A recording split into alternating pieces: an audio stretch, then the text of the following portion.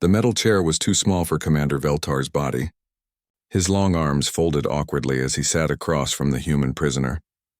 The detention room on Nexus Prime had white walls and bright lights that hurt his eyes. But the human, Admiral Dongwoo Kim, sat perfectly still. He had not spoken a word in 3 days. Veltar's skin changed from blue to purple when he was nervous. Right now it was dark purple. He looked at the human's file on his datapad. The information made no sense. How could one species be so dangerous? "You will not talk," Veltar said in broken human language. "But I will talk to you. I will tell you why my people fear yours." Dongwoo did not move. His dark eyes stayed fixed on the wall behind Veltar. The human's face showed nothing. No fear, no anger, no curiosity. This silence made Veltar more nervous. 3 years ago, we thought humans were just another weak species, Veltar continued. We were wrong. So very wrong. The commander stood up and walked to the window. Outside, he could see the busy spaceport of Nexus Prime. Ships from hundreds of worlds came and went. But no human ships had been seen here for months. The Galactic Dominion had made sure of that. Your people came from nowhere, Veltar said, turning back to face Dongwoo. One day our scouts found your world. Earth, you call it. We expected to find simple animals. Maybe some basic tools. What we found changed everything. Veltar remembered that day clearly. He had been a young officer then, working under Admiral Kethmore. The report from the scout ship had seemed impossible. A world full of creatures that should not exist. And among them, one species that had somehow become the masters of their planet. The first contact team was led by Captain Zin Hall, Veltar said. He was a good officer, careful, smart. He followed all the rules for meeting new species. He landed in what your people call Korea. There was a human settlement there. Dongwoo's eyes moved slightly, just for a moment. Veltar noticed this small change. The humans who met our team were led by a woman named Dr. Hai-Jin Park. She was a scientist, they said. She studied alien life. But when she saw our ship land, she did not run. She did not call for help. She walked up to our soldiers and said hello. Veltar sat down again. His skin was now shifting between purple and red. The memory still bothered him. Our team wore full battle armor. They carried weapons that could destroy buildings. But this human woman, Dr. Park, she acted like she was meeting old friends. She offered them something called tea. She wanted to learn about us. The commander paused. He looked at his datapad again. The file on Dr. Hai-Jin Park was thick. She had become one of the most important humans in First Contact history. Captain Zinhal thought the humans were simple, friendly but not dangerous. He was wrong about the second part. Dr. Park asked many questions. She wanted to know about our biology, our technology, our worlds. She learned faster than our computers could process data. Veltar remembered reading Zinhal's reports. The captain had been impressed by human curiosity. But he had missed the warning signs. Within 1 day, Dr. Park understood our language better than some of our own children. Within 3 days, she had figured out how our basic technology worked. By the end of the first week, she was asking questions that made our scientists uncomfortable.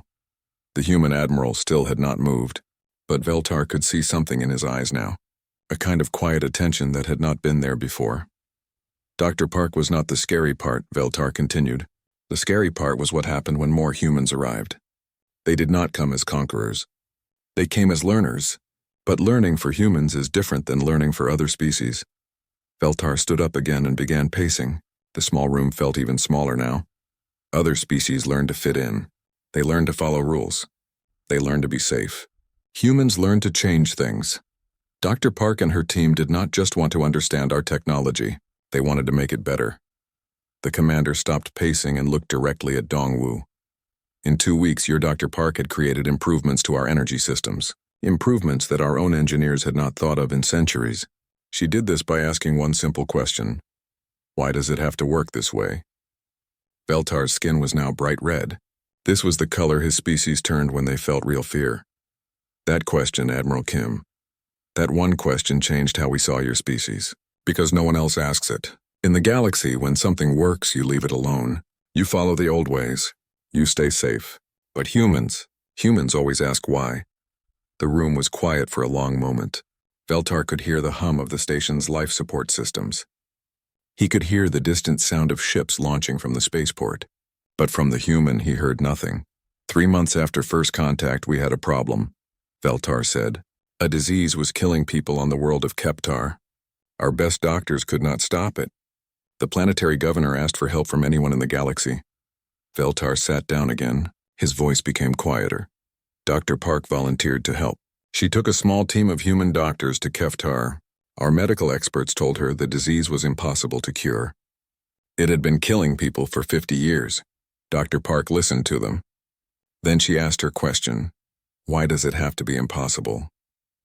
The commander looked at his hands. They were shaking slightly.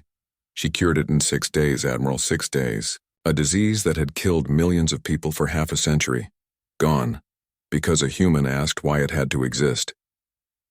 Veltar looked up at Dongwu again.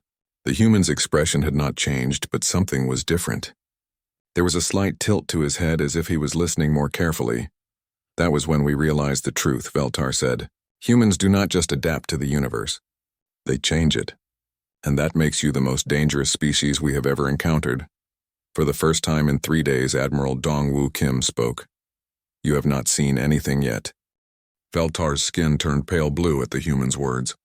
He had hoped the Admiral would stay silent. Hearing that calm, confident voice made everything worse. You want to know why we fear you? Veltar asked. Let me tell you about your world. The commander activated a holographic display in the center of the room. A blue and green planet appeared, rotating slowly. Earth looked beautiful from space, peaceful, but Veltar knew better now. When our science teams first studied your planet, they could not believe what they found. Veltar said, Earth is a Class 12 death world. Do you understand what that means, Admiral? Dongwu said nothing, but his eyes moved to the hologram. It means your planet should be empty, Veltar continued. No intelligent life should exist there. The gravity is too strong. The atmosphere is poison to most species. The surface is covered in deadly radiation from your star. And the life forms, Veltar touched his data pad. The hologram changed to show images of Earth's animals. A great white shark appeared first, its jaws open wide. Then a grizzly bear standing on its back legs. Then a venomous snake coiled and ready to strike. Your world is full of monsters, Veltar said.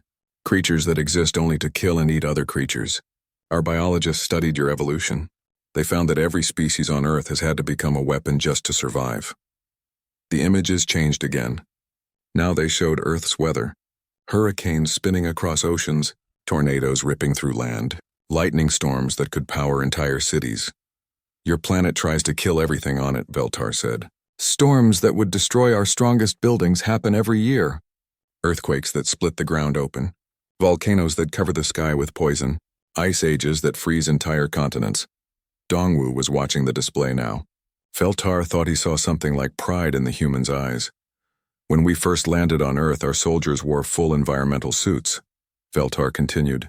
The gravity made it hard to move. The air burned their lungs through the filters. The radiation levels would kill most species in hours. Veltar remembered reading the reports from that first landing. The away team had been terrified. They had expected to find a dead world or maybe some simple bacteria.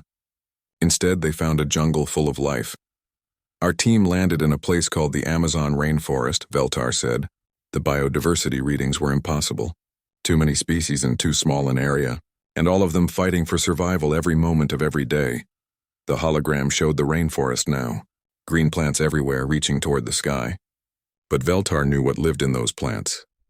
The first human our team met was a soldier named Ji-Hoon Lee, Veltar said. He was part of your planet's military. He was alone in the jungle, carrying only basic equipment. Our soldiers thought he was lost. They tried to help him. Veltar paused. This part of the story still amazed him. Sergeant Lee was not lost. He was on a training exercise. He had been living in that jungle for 3 weeks. Alone. With no shelter except what he could build. No food except what he could find or catch. No protection except his own skills. The commander looked at Dongwu. The admiral's face showed no surprise. This was normal for humans. Our soldiers could barely walk in that environment, Veltar said. They needed machines to help them breathe. They needed weapons to feel safe. But this human, Ji-Hoon Lee, he was swimming in rivers full of creatures that could eat him. He was sleeping on the ground where poisonous animals crawled. He was drinking water that would kill most galactic species. Veltar activated another display. This one showed comparative biological data. We ran tests on Sergeant Lee, Veltar said. His bone density was 3 times higher than any species we knew. His muscle mass was impossible for his size. His reflexes were faster than our combat computers. His immune system was fighting off dozens of diseases at the same time. The data was still hard for Veltar to believe, even now. But the most shocking thing was his attitude, Veltar continued. Sergeant Lee was not afraid. He was not suffering. He was happy. He enjoyed living in conditions that were like hell to our soldiers. Veltar remembered the video recordings of that first meeting. Ji-hoon Lee had been smiling. He had offered to teach the alien soldiers how to survive in the jungle. As if it was easy.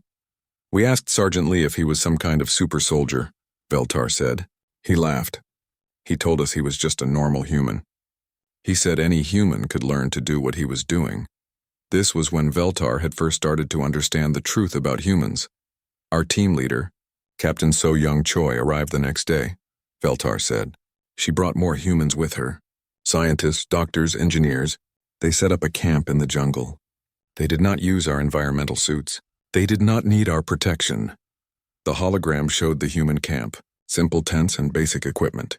But the humans were working, learning, living as if they were in a safe, comfortable place.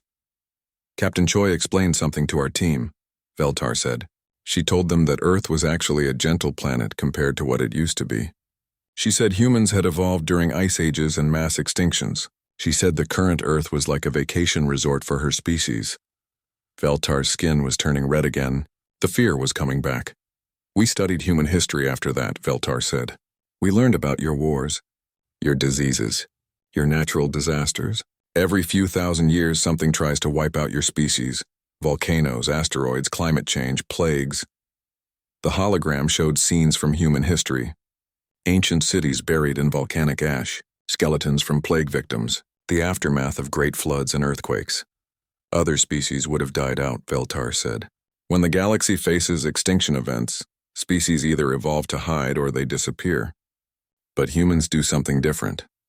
You learn to fight back. Veltar paused the display on an image of humans in spacesuits working on a space station. You did not just survive your death world, Veltar said. You conquered it. You tamed the animals. You controlled the weather. You turned the deadliest planet in the galaxy into your home. And then you looked up at the stars and decided to do the same thing to the rest of the universe. For the first time, Admiral Dongwu smiled. It was a small smile, but it made Veltar's blood run cold. You think Earth is a death world? Dongwu asked quietly. You should see what we do to planets we do not like. Veltar's skin turned white. In his species, white meant terror. We know, Veltar whispered. We have seen what you do to worlds you want to change. That is why we are so afraid.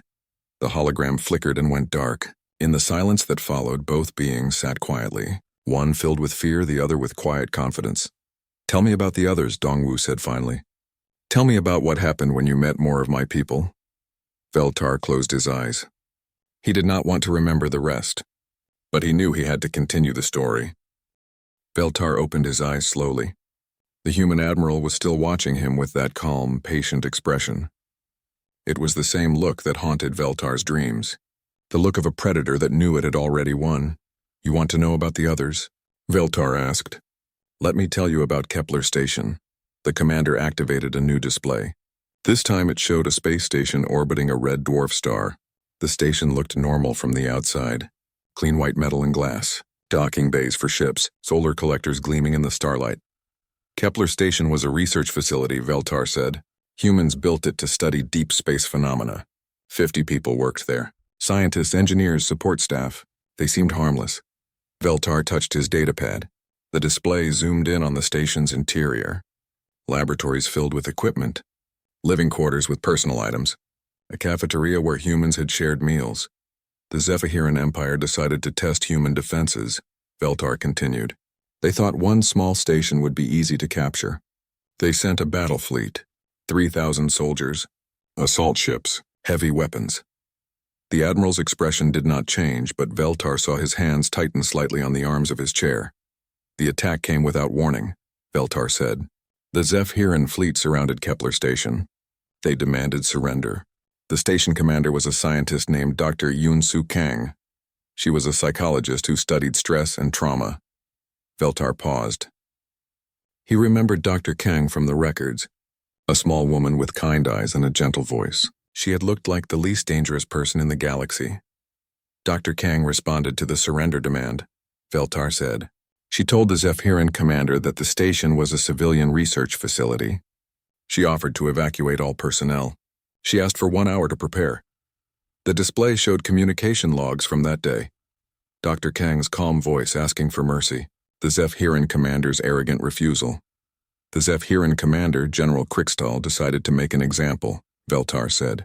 He ordered his forces to attack immediately. He wanted to show the galaxy what happened to humans who resisted. Veltar's skin was turning dark purple again. He did not like remembering what came next. The assault began at 14:30 station time, Veltar said. Zephyrin troops boarded from 12 different points. They expected to face frightened scientists with no weapons training. They were wrong. The display changed to show security footage from inside the station. Veltar watched as human figures moved through the corridors. But these were not the same people who had been working there an hour before. Something changed in the humans when the attack started, Veltar said. Dr. Kang's psychological reports called it stress-induced behavioral modification. But our military analysts had a different name for it. Veltar looked directly at Admiral Dongwu. They called it the berserker gene. The human's eyes became very still, very focused. Veltar recognized that look. He had seen it in the security footage. The first Zephyrin soldiers to board the station expected to find hiding civilians, Veltar said. Instead, they found Sergeant Taemin Yoon. He had been a maintenance engineer an hour before. But when the shooting started, something in his brain changed. The security footage showed a human male moving through a corridor. He carried tools that he had turned into weapons. His movements were fluid, precise, deadly. Sergeant Yoon killed 47 Zephyrin soldiers in the first 10 minutes, Veltar said. He used repair equipment, kitchen knives, even his bare hands. And he was not the only one. More footage appeared. Other humans moving through the station. A cook named Minji Huang using boiling oil as a weapon. An astronomer named Kyung-ho Park who had reprogrammed the station's systems to trap invaders. The humans did not fight like soldiers, Veltar said. They fought like cornered animals. But smart animals. Creative animals. Dangerous animals. Veltar advanced the footage to show Lieutenant Jaewon Song. He had been a communications officer. Now he was crawling through air ducts, striking at enemies from above. The Zephyrin had superior numbers, Veltar said. Better weapons. Better armor. Military training. But they were not prepared for what humans become when they are threatened. The footage showed human faces during the fighting. Their expressions were not afraid or angry. They were focused, determined, as if fighting for their lives was something they had always known how to do. Dr. Kang coordinated the defense from the command center, Veltar said. She had never been a military officer, but she understood human psychology better than any alien general understood tactics. New footage showed Dr. Kang calmly giving orders over the communication system. She spoke to her people like a mother protecting her children, and they responded like warriors protecting their family. The battle lasted 6 hours, Veltar said. When it ended, 12 humans were dead. The other 38 were wounded but alive. All 3,000 Zephyrin soldiers were dead. Veltar stopped the footage. The final images showed the station's corridors filled with alien bodies. The surviving humans were treating each other's wounds with steady hands.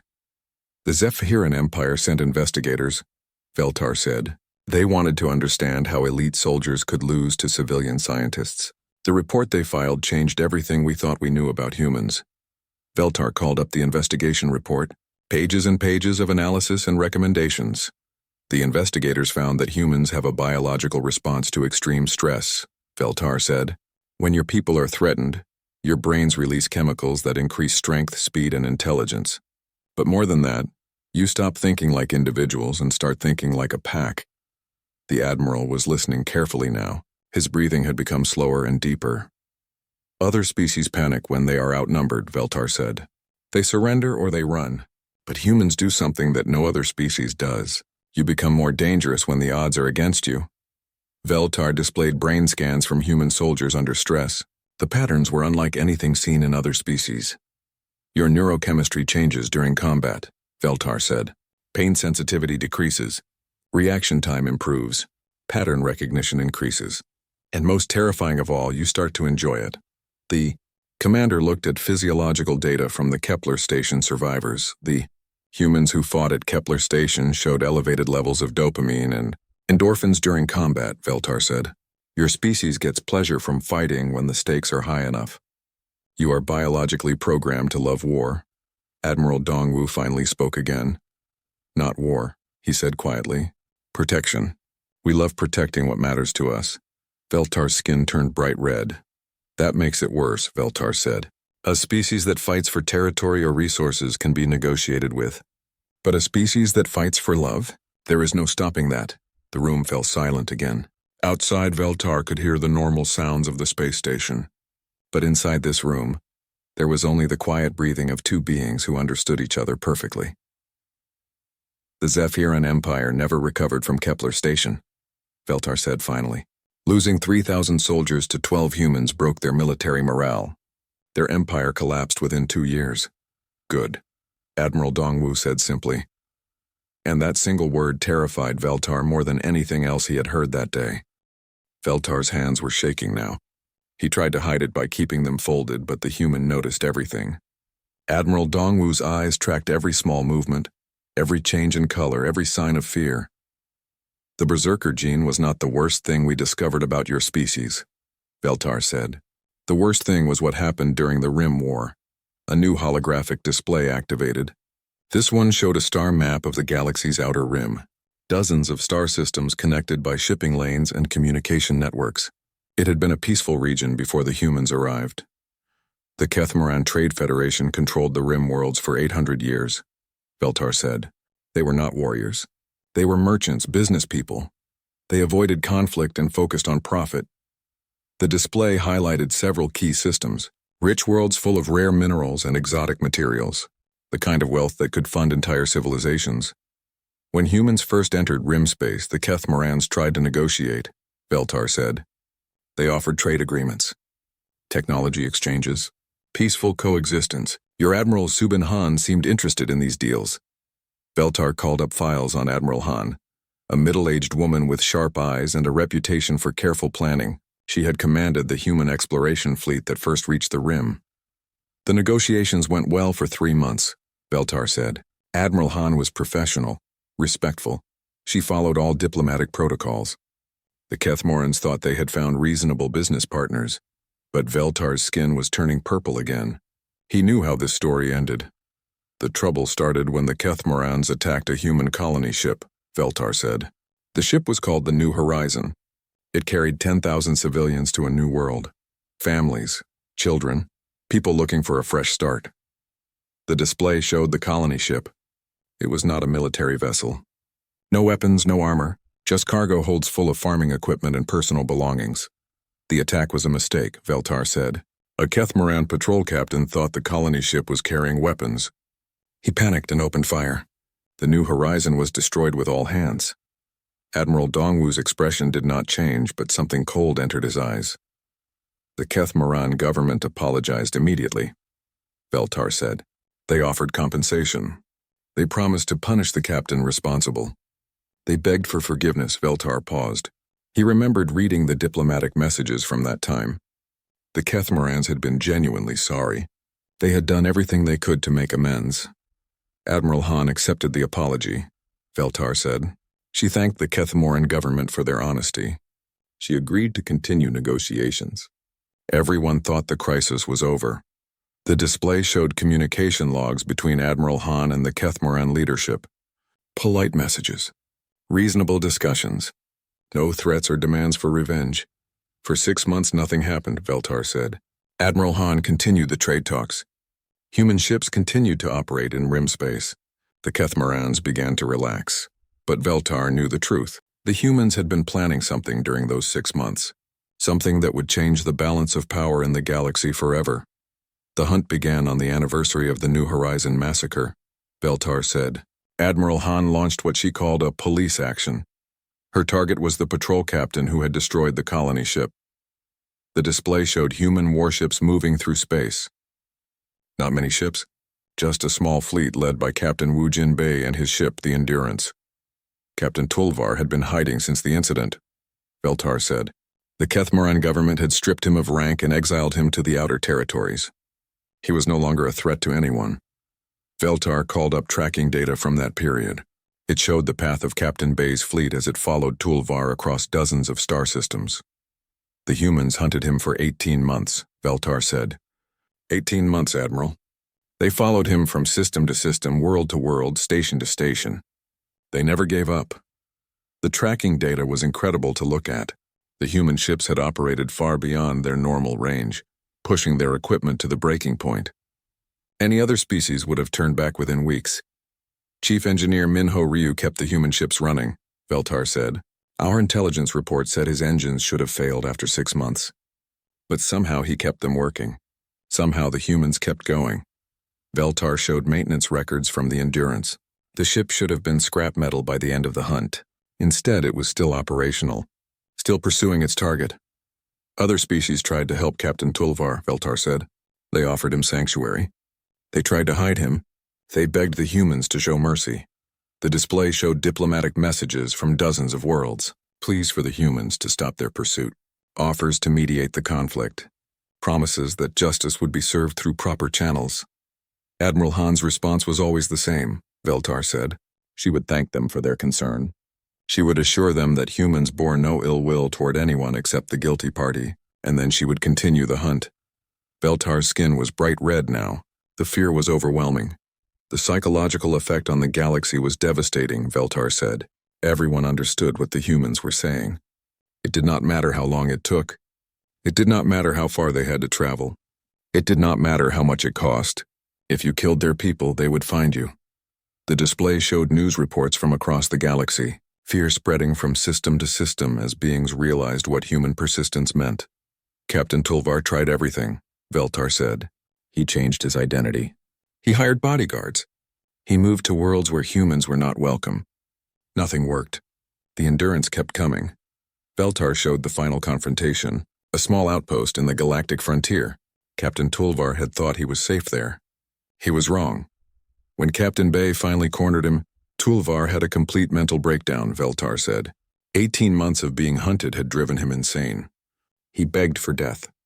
He said the waiting was worse than any punishment. The footage of Tulvar's capture was disturbing. A broken being who had lost all hope. The humans had not tortured him. They had simply never stopped coming. Captain Bay took Tulvar back to human space for trial, Veltar said. The verdict was guilty of mass murder. The sentence was life in prison. By galactic standards, it was merciful. Veltar paused the display on an image of the Endurance returning to human space. The ship looked terrible, scarred by 18 months of hard travel, but it was intact, victorious. The message was clear, Veltar said. Humans do not forgive. They do not forget. They do not give up. If you harm their people, they will hunt you until you are caught or dead. Admiral Dongwu nodded slowly. We evolved as persistence hunters, he said. On Earth, we would chase animals for days until they collapsed from exhaustion. We are very good at that kind of hunting. Veltar's skin turned white again. The Kethmaran Federation collapsed within 5 years, Veltar said. Not because of military defeat. Because of fear. Every merchant, every captain, every official lived in terror that they might accidentally provoke the humans. The display showed the economic data.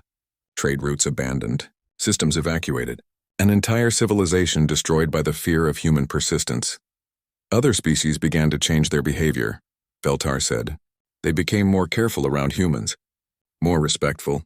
They understood that humans were not just another species to be negotiated with. Veltar looked directly at the Admiral. You turned hunting into a weapon of terror, Veltar said. Without firing a shot at innocent people, you conquered an entire region of space. Admiral Dongwu smiled that small, cold smile again. Terror? He asked.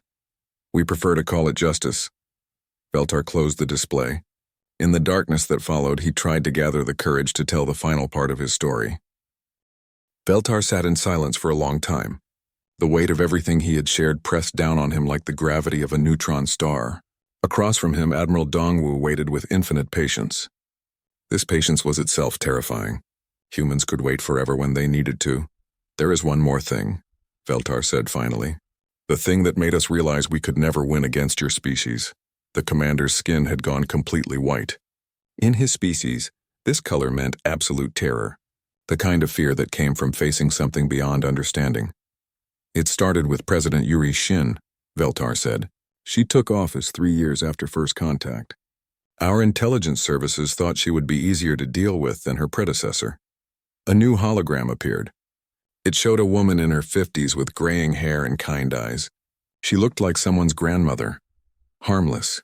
Gentle. President Shin's first act was to establish the Colonial Development Program, Veltar said. She announced that humans would help other species improve their worlds. Free of charge. No strings attached. Admiral Dongwu's expression remained neutral, but Veltar caught a hint of something that might have been pride. The program was led by Director Haiwan Lim, Veltar continued. She had been a terraforming engineer before becoming a diplomat.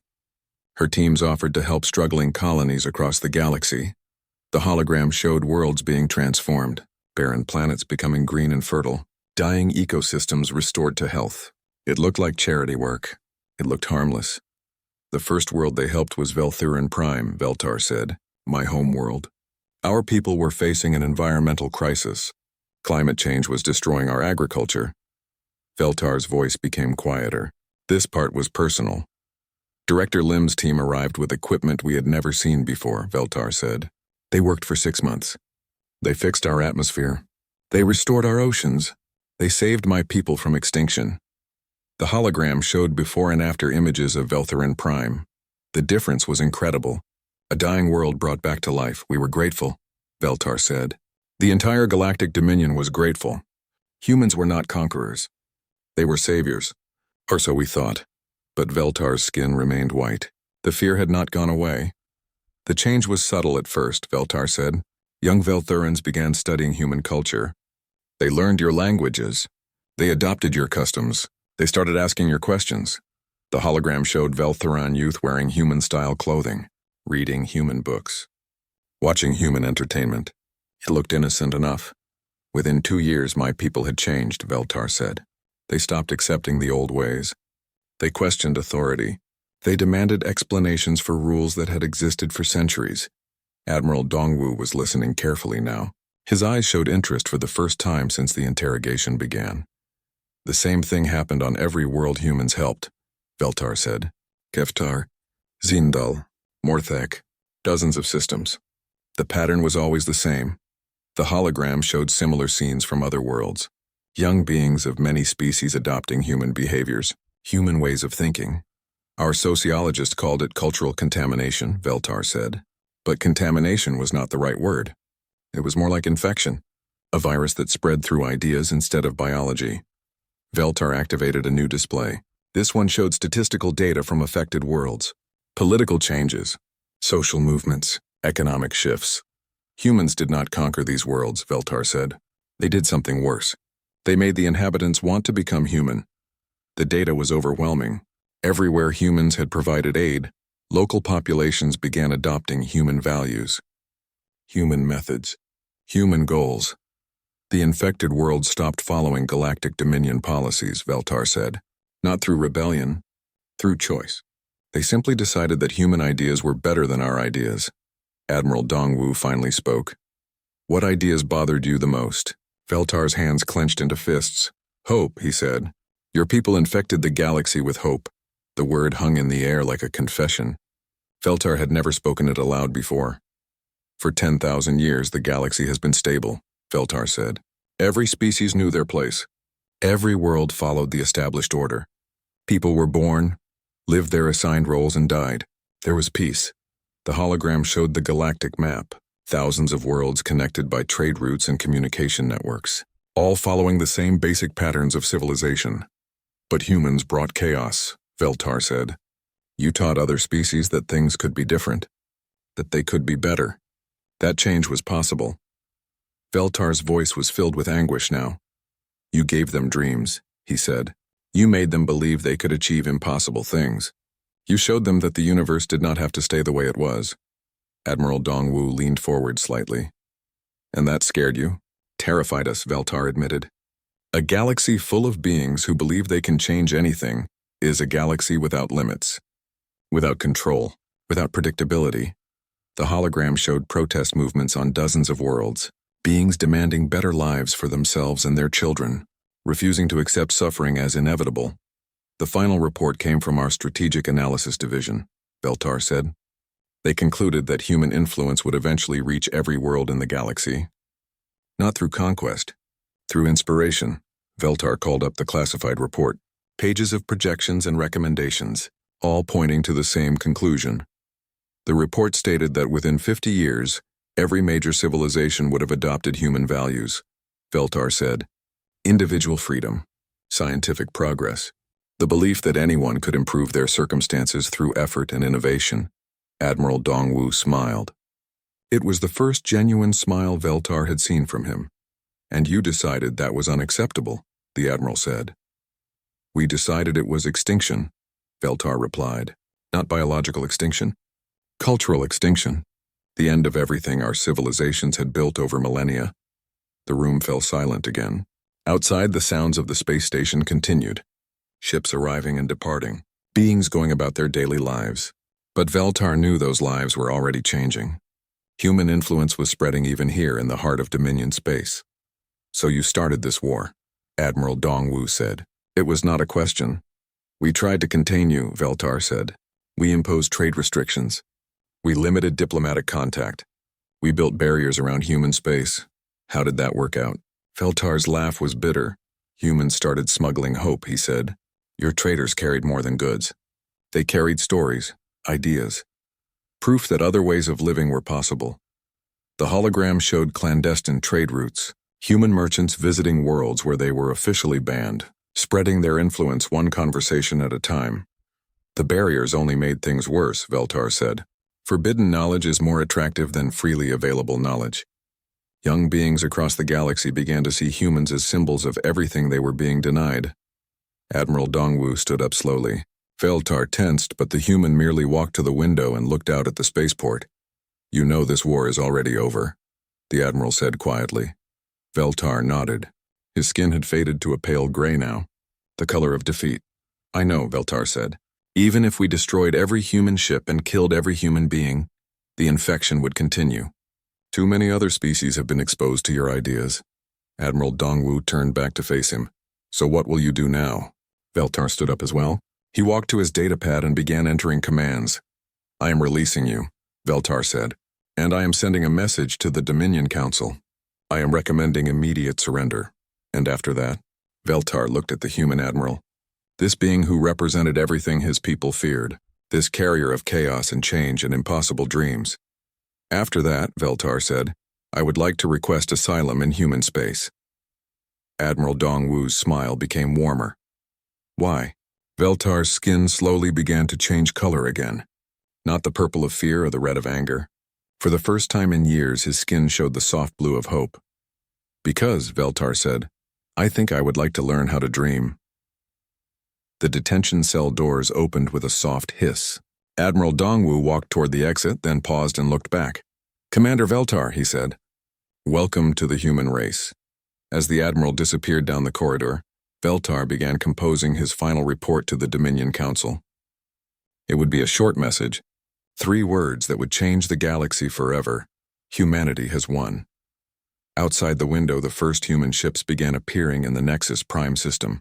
They came not as conquerors but as teachers, ready to share the most dangerous gift in the universe, hope.